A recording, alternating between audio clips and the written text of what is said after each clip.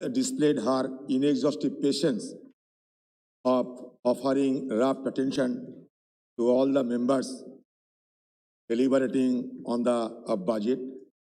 Before going into details, I must say that budget documents are perceived to be the roadmap for the future. But here, what I have found, that there may be a map, but there is no road in these budget documents.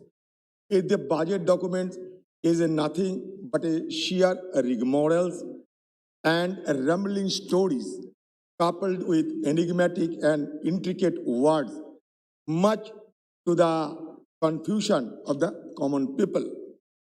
I would like to raise few points in this house, because after the presentation of the budget, our leader, Sri Rahul Gandhi ji, depicted it as a zero budget. That is why Madam Sita Ramanji taunted our leader Rahul Gandhi ji that he is speaking UP type भाषण. UP type क्या होते हैं मुझे पता नहीं, लेकिन सीतारामन जी आप जानती होंगे UP टाइप का क्या अर्थ होते हैं, इसका अंतर्निहित अर्थ. हमारे नेता राहुल गांधी जी ये बार बार कहते आ रहे हैं कि हमारे देश में नौकरी की सृजन होना चाहिए, हमारे देश में लोगों को और तरह और हर एक किस्म के सहूलियत देना चाहिए. राहुल गांधी जी दो इंडिया की बात किया, जरूर किया. One India belongs to haves and the other India belongs to have-nots. What is the fault of it? आपकी एक नौजवान ये digital boy Modi ji RSS factory से लाके यहाँ खड़ा किया.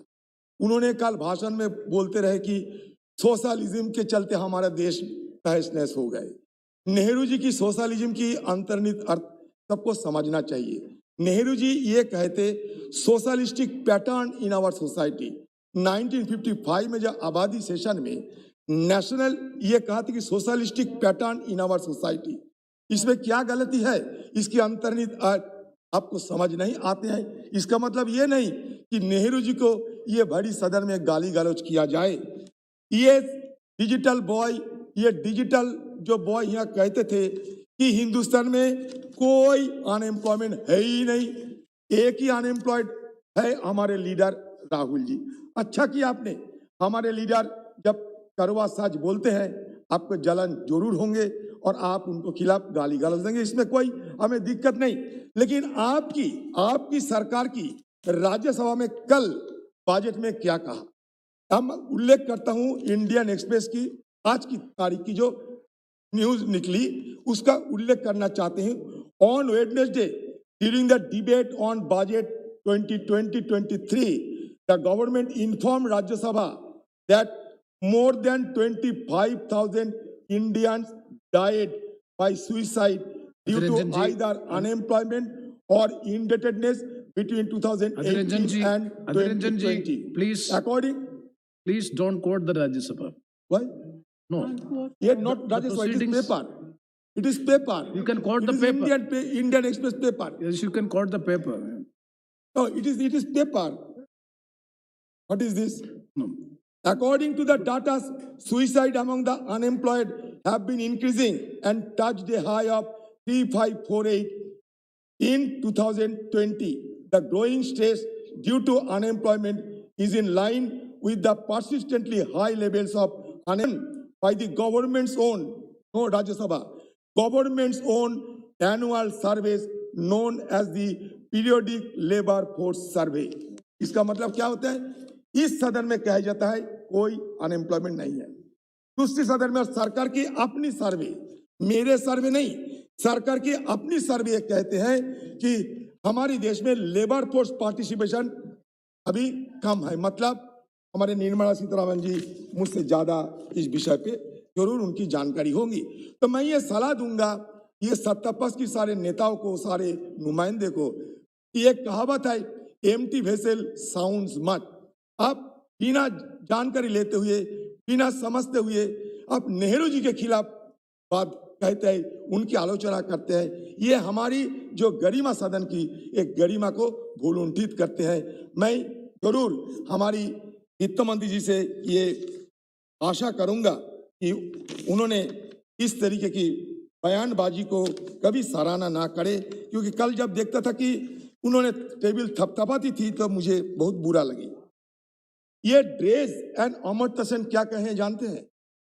ये ड्रेस एंड अमर्त्य सेन कहा है कि India now is looking more than the islands of California in the sea of sub Saharan Africa. तो हैव्स एंड हैव नॉट जब राहुल गांधी जी अकेले नहीं, ये दुनिया की बड़े बड़े लोग ये कहते हैं, और मैं आंकड़ों के साथ आपको ये बताने का जरूर कोशिश करेंगे। 60 लाख छोटे उद्योग खत्म हो गए, 84% घरों की आय टूट गई, प्रति व्यक्ति आय 1,08,000 से कम होकर 1,07,000 हो गई, प्रति व्यक्ति खर्च 62,000 से कम होकर 59,000 रह गए। 4 करोड़ 60 लाख लोग गरीबी रेखा के नीचे धकेल दिए गए। पढ़ने वाले बच्चों का, खासतौर से गरीब और ग्रामीण अंचल में, उनका भविष्य अंधकार में चले गए। जिस प्रकार से कुपोषण की संदर्भ में देश 116 मुल्कों की सूची में 101 नंबर पहुंच गया।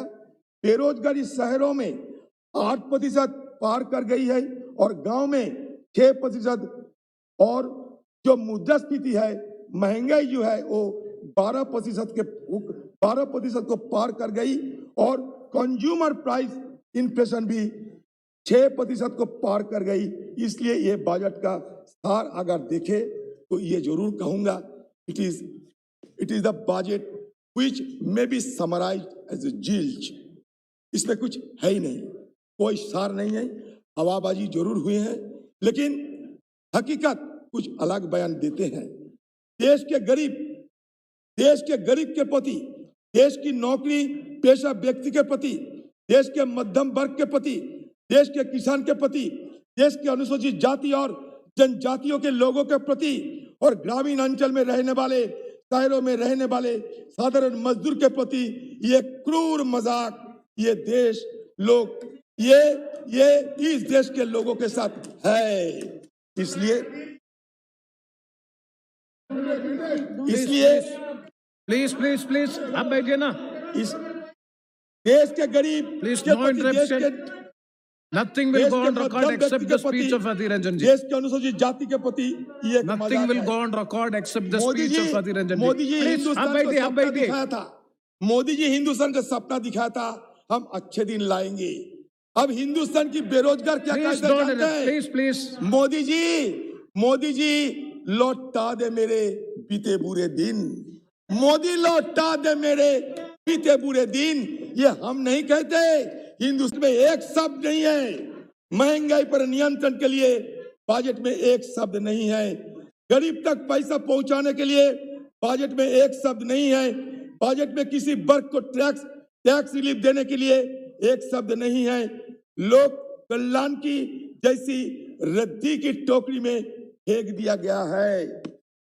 गणेश जी याद करो, आपको पेट्रोलियम प्रोडक्ट में जो आज सबसे ज्यादा महंगाई का कारण है, पिछले साल के बनिस्बत 704 करोड़ रुपया कटौती हुई। किसान की खाद की सब्सिडी में 35,000 करोड़ की कटौती हुई। गरीब की मिलने वाले रेशन की दुकान पर भोजन में 80,000 करोड़ की कटौती हुई। किसान की क्रॉप इंश्योरेंस स्कीम में 500 करोड़ की कटौती हुई। यहाँ तक कि मजदूर की मनरेगा स्कीम के अंदर भी 25,000 करोड़ रुपया कट लिया गया। 27% इस देश में गरीब, साधारण और मध्यम वर्ग को मिलने वाली राहत में कटौती की गई, जो अपने आप में एक निर्दयतापूर्ण निर्णय है। शायद पूंजीवादी और पूंजीपति जिस प्रकार के मित्र हैं वो तो माफ कर दे, पर इस देश के गरीब और मध्यम वर्ग भारतीय जनता पार्टी की इस मोदी सरकार को कभी माफ नहीं करेगा। वजह इसकी गरीबों को राहत दी जाए, वजह इसकी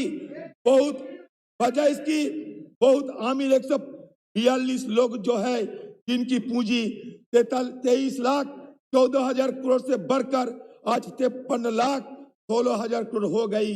उनसे अपनी पूंजी साझा करने के लिए कहा जाए, ये सरकार ने एक पूंजीपति बजट दिया। हम पूंजीपति के खिलाफ नहीं है। आपका सोच और हमारा सोच में फर्क ये होता है कि जानते हैं, हम क्रोनी कैपिटलिज्म की विरोध करते हैं। हिंदुस्तान में पूंजी का विकास हमारी जमाने में हुए हैं। स्वर्गीय राजीव गांधी के जमाने में इंफॉर्मेशन टेक्नोलॉजी हुए हैं। आप नेहरू जी की बात करते हैं, प्लानिंग कमीशन 1950 नेहरू जी बनाया था।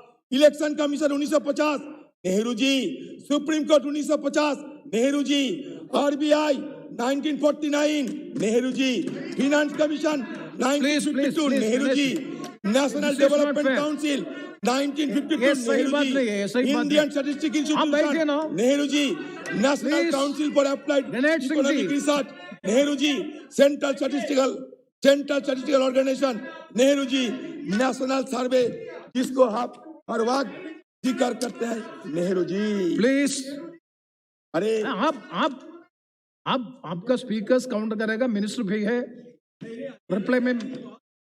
अरे आप बैठे ना, मंत्री जी सुनते हैं ना, मंत्री जी सुनते हैं। प्लीज इसलिए हमारे नेता राहुल जी कहा था कि ये बजट दो हिंदुस्तान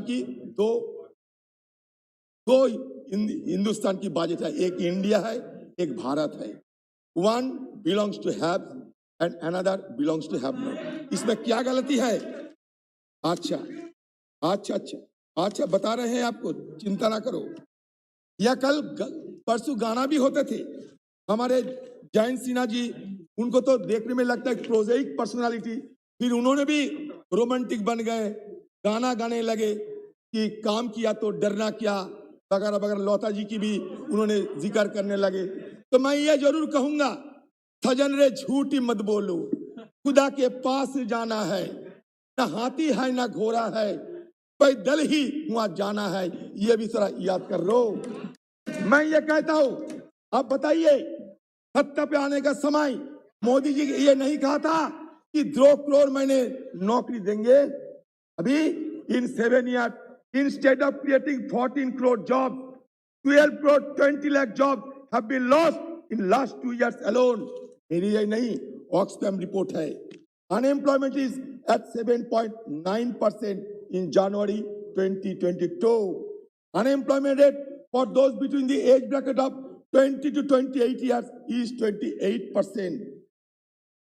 हमारे सीतारामन जी कहती है कि 2022-23 में 60 लाख नौकरी की इंतजाम करेंगे। मैं पूछ सकता हूं, ये क्या 2 करोड़ प्लस 60 लाख या 2 करोड़ माइनस 60 लाख और 2 करोड़ एकदम बाद सिर्फ 60 लाख? मुझे पता नहीं, क्योंकि ये कंफ्यूजन है इसमें। ये 2 करोड़ प्लस 60 लाख मतलब 2 करोड़ 60 लाख या नहीं? बताइए। आप कहते हैं कि 5 ट्रिलियन इकोनॉमी की बात तो सुनते आ रहे हैं, ये रोड मैप क्या है 5 ट्रिलियन इकोनॉमी की? आपके कहते हैं कि मैन्युफैक्चरिंग में 25% हम जीडीपी के हिस्सा बनाएंगे। ये 25% जीडीपी के मैन्युफैक्चरिंग में हिस्सा बनाने के लिए क्या का रोड मैप है? किसी को पता नहीं, किसी को पता नहीं। ये मोदी जी का भीषण है, वो भीषण को पता है, हमें किसी को पता नहीं। तो मोदी जी जानते हैं अगले दिन हिंदुस्तान में क्या होने वाला है, क्योंकि क्या क्या जुमला बनाने वाले हैं, क्या क्या जुमला बनाना चाहिए मोदी जी के अलावा हम कैसे इसको पता चलेगा? आप ये आइए किसान की डबल रोजगार की बात आपने कहा था, मैं नहीं। डबल इनकम, किसानों की डबल इनकम। आज 700 किसान की मौत हो गई, 700 किसान की मौत हो गई। 3 काले कानून मजबूरन वापस लेने पड़ी, दिल से नहीं, मजबूरन लेने पड़ी। किसानों के प्यार से नहीं, मजबूरन आपको लेने पड़ी। अच्छा, दिनेश सिंह जी, आपको क्या हुआ? आप प्लीज बैठिए ना। ये after 7 years, National Survey report of September 2021 has pointed out that the average income of farmer is mere 27 rupees per day, and the average debt of the farmer is 74,000. The double whammy is that the per hectare cost of farming has been increased by 25,000 per hectare per year. In 7 years, Modi government has fleeced the farmers of an additional 17,50,000 crore. कोई जवाब है इसका? कोई जवाब है? ये कृषि में हमारे किसान हर रोजाना 29 किसान खुदकुशी करते हैं। पता है हमारे सज्जनों को? अरे मोदी जी की बाबा करने वालों को पता है कि हिंदुस्तान में रोजाना 29 किसान खुदकुशी करते हैं। पता है पर डे 29 किसान सुसाइड करते हैं। फार्मर्स के अंदर सालाना 5,579 और लेबर की सालाना 5,098 ये हमारे देश में खुदकुशी करते हैं।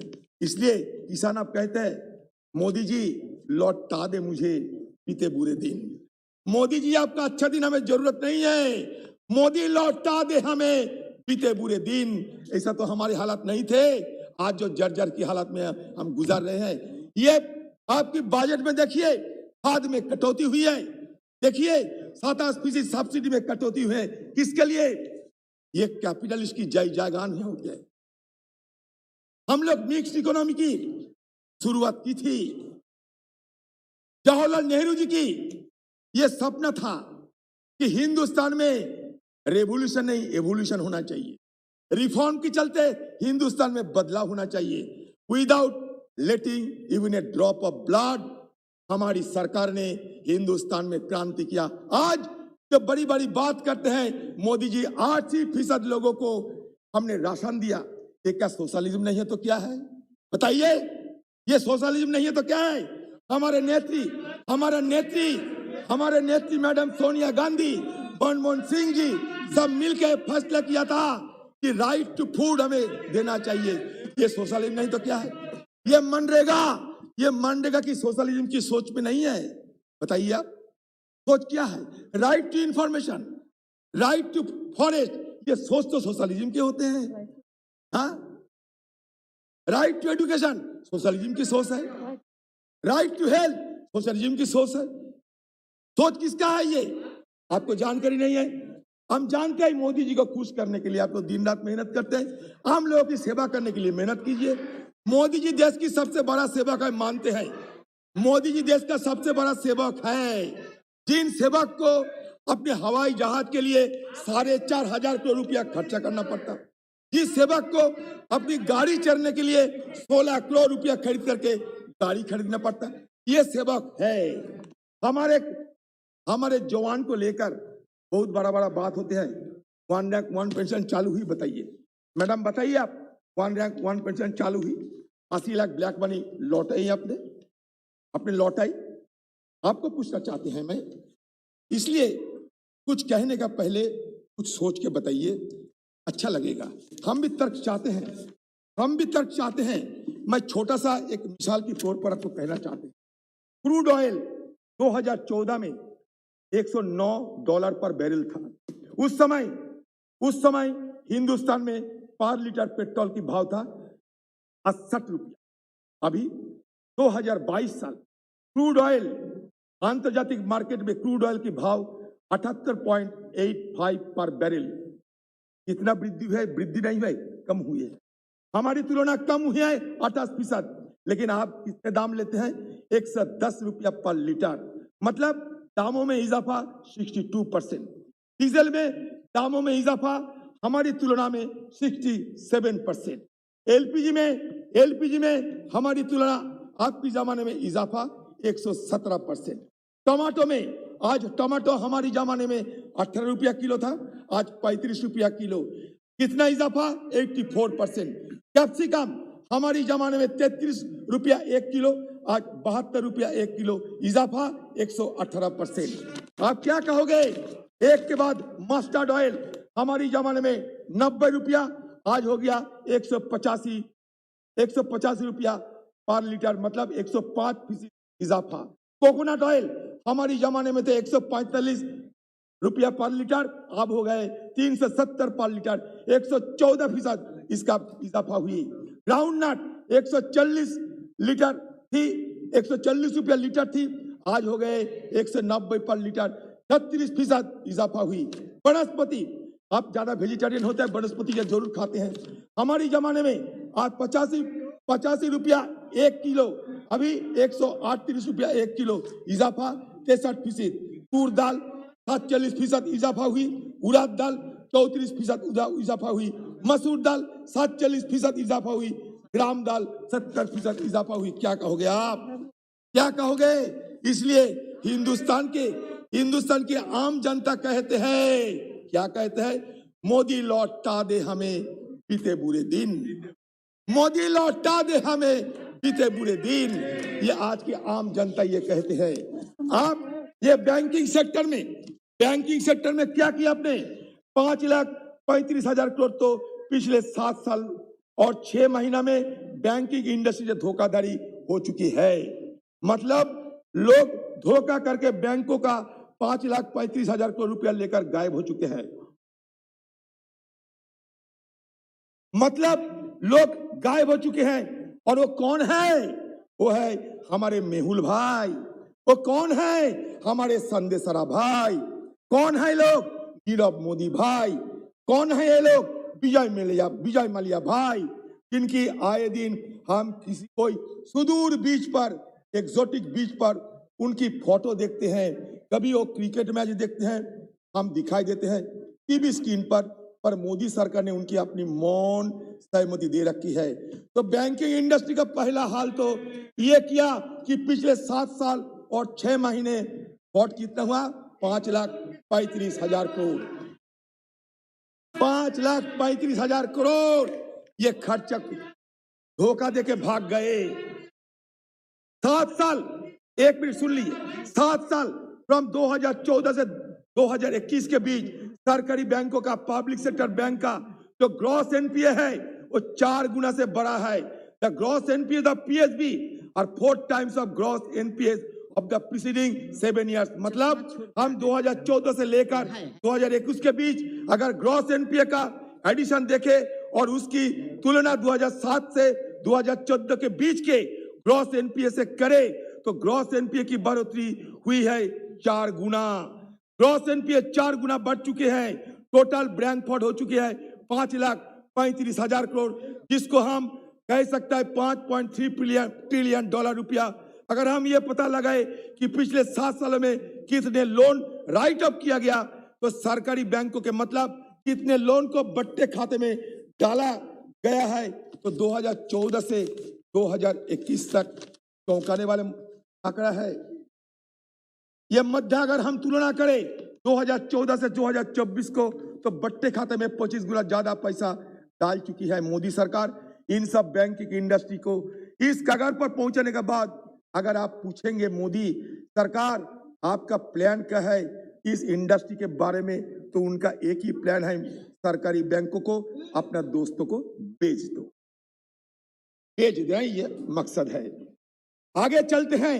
अगर हम ग्रॉस एनपीए को कंपैरिजन करते तो 2014 से लेकर 2021 के मध्य पब्लिक सेक्टर बैंक में, पब्लिक सेक्टर बैंक की बात करें तो पब्लिक सेक्टर बैंक को 21,07,000 करोड़ का एडिशन हुआ है ग्रॉस एनपीए में। सिर्फ सरकारी बैंकों में 2007 से 2014 की तुलना करें तो मात्र 5,35,000 करोड़ था। मतलब 2007 से 2014 एनपीए में एडिशन हुआ था 5,35,000 करोड़। और 2014 से 2021 के मध्य हो गए 21 लाख करोड़। 2014 से 2007 से 2014 के बीच जो सरकारी बैंकों ने लोन राइट अप किया गए थे वो किए गए थे 32,109 करोड़। और 2014 से 2021 के मध्य कर दिए गए 8,17,000 करोड़। मतलब रिटर्न ऑफ लोन 25 गुना बढ़ चुके हैं। ये क्या गलती है?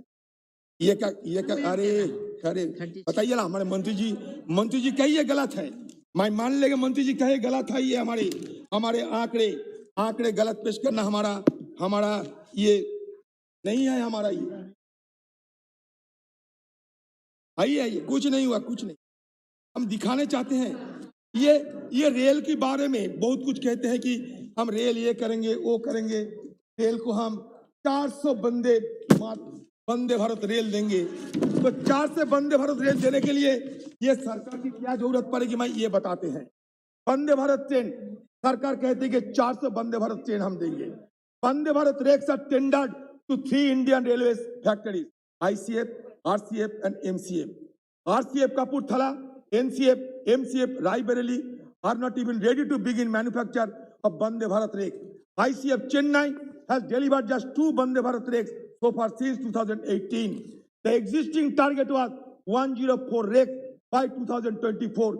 The new target is 4 times an already unrealistic target. This new focus on Vande Bharat train service served only to cover up for the fact that the project was in cold storage from 2018 to 2020. आप जानते हैं madam Sitharaman जी, 400 Vande Bharat train बढ़ाने के लिए मतलब क्या होता है? 133 ट्रेन हर साल। आपने कहा कि 3 साल में मैं खत्म करूंगा 400 वंदे भारत, इसका मतलब 133 ट्रेन सालाना, हर महीना 11 ट्रेन, हर वीक 3 ट्रेन। आपको ये इंफ्रास्ट्रक्चर है, आप बताइए, आप ही बताइए, मैं नहीं बताऊंगा। हर हफ्ता 7 ट्रेन, हर हफ्ता 7 ट्रेन बनाने की आपका नहीं है। ये ऑपरेटिंग रेशियो, रेल का ऑपरेटिंग रेशियो सुनिए। The operating ratio of the railways was 98.36% in 2029-20 against the target of 95%. The CAG termed this the worst operating ratio in the last 10 years. I know CAG. Operating ratio is a measure of efficiency and refers to the expenses for every rupees 100 earned. A higher operating ratio is therefore what? As it reflects the amount that has to be invested to earn a rupee of revenue. Furthermore, the CAG reasoned that if we account for the expenditure incurred in providing pension payment, then the operating ratio would further increase to 114.35%. ये हमारा हालात है train की, इसके बारे में बाबा हो रहे हैं। यहाँ कहा जा रहा था कि एयर इंडिया की प्राइवेटाइजेशन की बात, हम एयर इंडिया के प्राइवेटाइजेशन के खिलाफ इसलिए करते हैं, जरा सुन लीजिए। With the privatization of Air India, the airline market in India has become a duopoly. आज मैं सुबह बताया, the Tata Group owns Air India, Vistara, and majority of Air Asia India combined 42% of the market. Indigo owns another 37%. ये इसलिए ये हमारा चिंता है। This effectively reverses the liberalization policy of the 1990s, which moved the airline market away from a duopoly into a competitive sector. This investment without consideration of market concentration will force future government intervention. अपने government intervention नहीं किया। For instance, after killing the competitive telecom sector in India and seeing the rise of duopoly, the government was forced to nationalize Vodafone India to prevent it from shutting down. There are also concerns around valuation. The Air India privatization will only yield about rupees 2700 crore to the government in cash. In terms of debt, the Tata Group will take on only 25% or 15,300 crores. The bulk of the debt, 75% or 46,260 हो गया madam, 262 crore will remain with the government. यही हमारा शंका है। ये शंका हम कहाँ बताए, इसलिए मैडम को यहाँ बताने आए हैं। हमें गाली गलौज जितना देना है दे दीजिए, कोई हमें परवाह नहीं।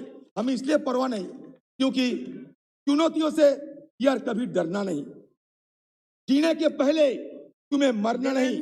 इस जहां से पाँव तेरे खींचेंगे सभी, पर बड़े जो कदम पीछे करना नहीं। ये हमारा तर्क है। ये हमारा तर्क के साथ मैं ये बजट को पूरा विरोध करते हुए मेरा वाणी को विराम करते हैं। नमस्कार।